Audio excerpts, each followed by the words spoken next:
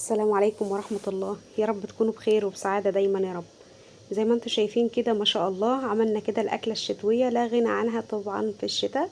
فقلت بقى احنا عملنا المحشي قبل كده مع بعض، فقلت بقى المرة دي كده هنعمله بطريقة حلوة كده وسهلة. وهوريكم كده للبنات اللي لسه المبتدئين طريقة سليق الكرنب كده بطريقة سهلة خالص وبسيطة. شايفين الجمال ما شاء الله. يلا دفي بيتك كده ودفي أولادك بحلة محشي جميلة زي دي. زي ما انت شايفة كده ما شاء الله.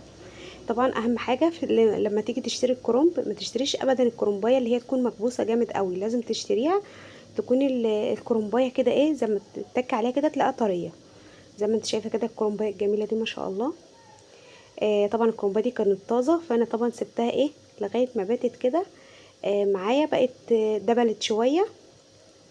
طبعا دلوقتي انا كده مولعه على حله ميه كبيره. وشوف بصي انا بسلكها كده، طبعا لو سلكتها هتبدا تتبهدل معايا، فانا طبعا هسلكها في الميه السخنه واوريكي بقى بعمل ايه. طبعا خلاص كده الميه بدات هتغلي معايا اهيت. حطيت كده شويه كده من الكمون ومعلقه كبيره من الملح. طبعا احنا عارفين الكرنب الشتوي ما بيستحملش كتير في الميه السخنه، يعني في الميه اللي بتغلي بتحطيه كده في الميه. ما بياخدش وقت، يعني يا دوبك كده تنزليه في الميه وتتابعيه بقى زي ما انت شايفه كده. طبعا انا هبدا الفها كده في قلب الميه لغايه ما هتفرط معايا كل الورق كده.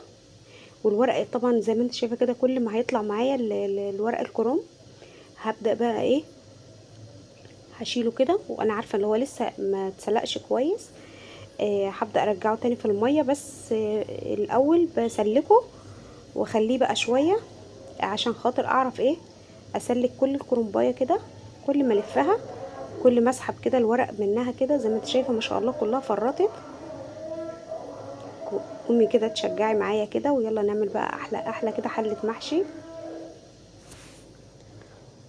زي ما انت شايفه ما شاء الله كلها فرطت الورق بتاعها كله. اول ما تنزلها في الميه السخنه تبدا تفرط معاكي الورق كده. طبعا احنا دلوقتي لو انت حابه بقى ان انت تخزني كده الورق بقى عندك كده في الفريزر عشان رمضان، مش هتلاقي احسن ولا اجمل من الوقت ده بقى لتخزين بقى الكرنب كده ان شاء الله. خلاص كده انا هبدا برضو افرط كده كل الورق اللي ده.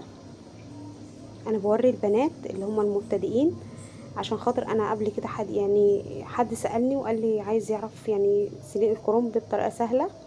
في بنات مش بتعرف تسلق الكرنب. الصراحه هو طريقته سهله وجميله جدا. اول ما تمسكي الورقه بصي ما تسيبيش الورقه تتقطع معاكي وتتهرى عشان خاطر تعرفي تلفي الورقه كده تبقى حلوه معاكي. وطبعا لو انتي هتحطي الورق الكرنب على بعضه تطلعيه بقى يعني لسه فاضل لها يعني تكه كده في الميه، ممكن تطلعيه بقى وتحطيه كده وهو سخن وتسيبيه، ما تبقيش قلقانه اللي هو يتهرى منك. لكن لو انتي سويتيها للاخر وطلعتيه حطيتيه على بعضه هيتهرى جامد قوي، مش هتعرفي تتعاملي معاه اساسا. فلو استوى منك برديه، يعني اول ما تطلعيه من الميه السخنه ممكن تنزليه على ميه ساقعه او تحطي كل ورقه كده لوحدها عشان خاطر ما يبقاش معاكي مهري كده. اهم حاجه اللي هو يكون ماسك نفسه. بص زي ما انت شايفه كده هي ما شاء الله بيدوبك بتنزل في الميه السخنه، ما بياخدش وقت ولا اي حاجه. طبعا اول ما خلصته بدات الف كده الورق كده عشان يبقى سهل معايا. وطبعا ظبطته زي ما انت شايفه كده على الصينيه. هبدا بقى ان انا اقطعه. اهم حاجه اللي احنا نقطع كده الورق عشان خاطر لما نيجي نلف بقى المحشي كده ما بياخدش وقت معانا. طبعا اهم حاجه كلها يعني في المحشي ان انت تكوني مظبطه الورق معاكي. اهم حاجه تظبيطه الورق ديت بتسهل عليكي لف المحشي.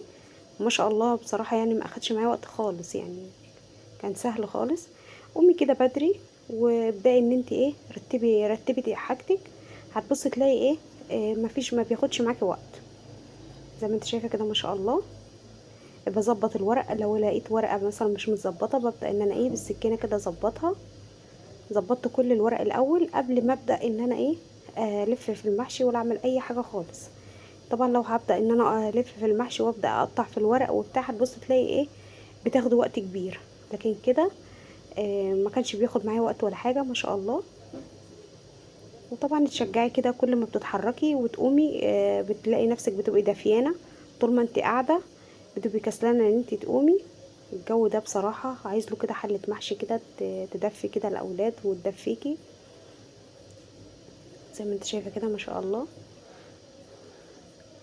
هبدأ كده اخلصه كله. طبعا خلصته كده، سبت شوية كده ملفوف اللي هو الرول ده، وبدأت كده ايه قطعته كده زي ما انتوا شايفين. طبعا كوباية شاي كده بالنعناع بقى عشان ايه تظبط بقى معانا كده الدنيا. يلا بقى نبدأ بقى نجيب الحاجة بتاعتنا. طبعا جبت كده شوية من البصل، بصلتين كان احمر وبصلتين من الابيض. البصل اللي عندك اشتغلي بيه، بس الصراحة انا بحب اللي انا ايه في المحشي بحب احط له يعني بصلايه من الاحمر كده بتديله طعم حلو بصراحة. بدأت حطيت رشة ملح وفلفل على البصل وركنته كده جنبي على جنب، وجبت كده كيلو من الرز، او انت تعملي اقل او اكتر براحتك.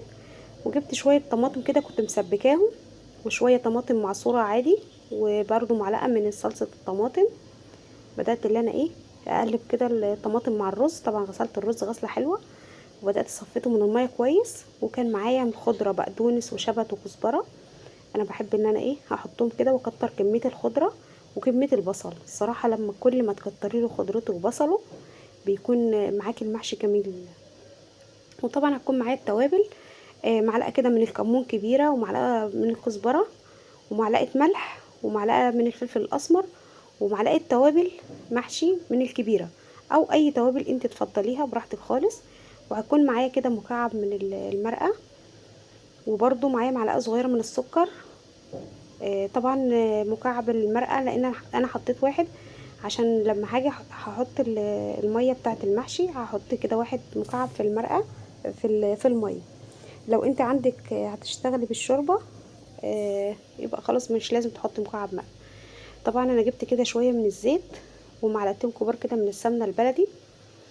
وقطعت كده في الحله من تحت كده نص بصلايه كده وطماطمايه. وجبت كده شويه من اللي هي العروق بتاعه الكرنب ديت، قطعتها كده برضو في الحله من تحت زي ما انتوا شايفين كده. طبعا قلبت كده المحشي. ظبطي بقى ملحك براحتك خالص. هو طلع معايا الملح بتاعه كده متظبط ما شاء الله.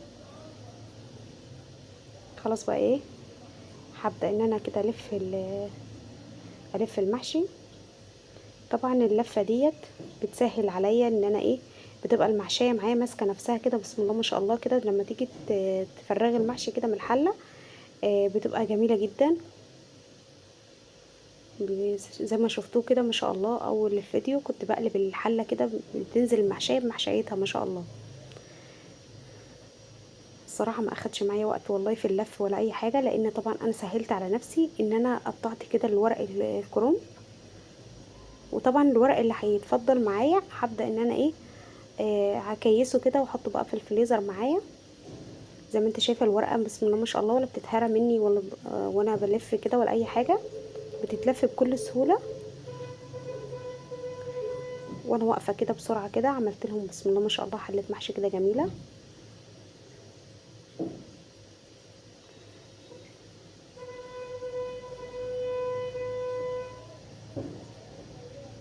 شايفه بقى لو انت لسه بتقطعي بقى في الورقه هتاخد معاكي الورقه هتاخد معاكي وقت، لكن كده بكل سهوله كده بتلفي كده المحشي.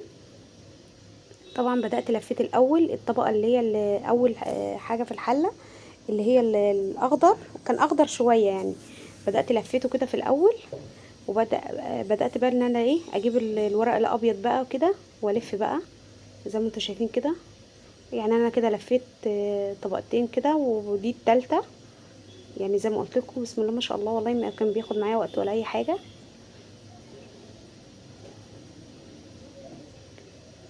طبعا اهم حاجه بقى ايه اللي انت في التسويه هوريكي دلوقتي ان احنا بنسويه ما بياخدش وقت برضو. وما شاء الله يعني بتطلع كلها الحله كلها مستويه. عشان في ناس برضو تقول في حله المحشي بتستوى جنب وجنب، لا انا استوت معايا بسم الله ما شاء الله كلها كلها سوا واحد. اهم حاجه في سوى المحشي ان انتي بتلفي الحله، تفضلي كل شويه تلفي الحله يعني. هوريكي دلوقتي انا بلف الحله ازاي بيخليها بقى كلها تاخد سوا واحد. لو انتي اول مره بقى بتشوفي قناتي تشرفيني كده وتنوريني بالاشتراك الجميل بتاعك واللايك الحلو بقى اللي يرفع لي الفيديو. كومنت بقى حلو كده عشان يفرحني ويسعدني. زي ما انتوا شايفين الورق بسم الله ما شاء الله ما بنهدرش منه خالص، والورق كمية حلوة. طبعا دلوقتي بدأت اللي انا احط بقى شوية كده من المية، سخنتهم وبدأت حطيت عليهم مكعب مرقة ومعلقة صغيرة من الملح، وهبدأ ان انا ولعت كده على خلاص على الحلة، وبدأت احط لها كده المية بتاعتها او شوربة، يعني المتوفر عندك اشتغلي بيه. خلاص بدأت تغلي اهيت. طبعا زي ما قلت لكم ببدأ كل شوية الف بقى الحلة كده لغاية ما تاخد كلها سوا واحد.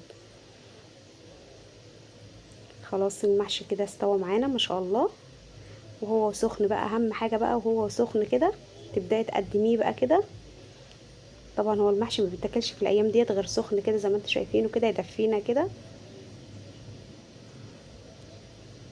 شايفه قد ايه المحشيه ما شاء الله مفرطه كده وحلوه، مش عايزه اقولك قد ايه هو طعمه جميل وريحته حلوه. يا رب يكون الفيديو عجبكم، والسلام عليكم ورحمه الله.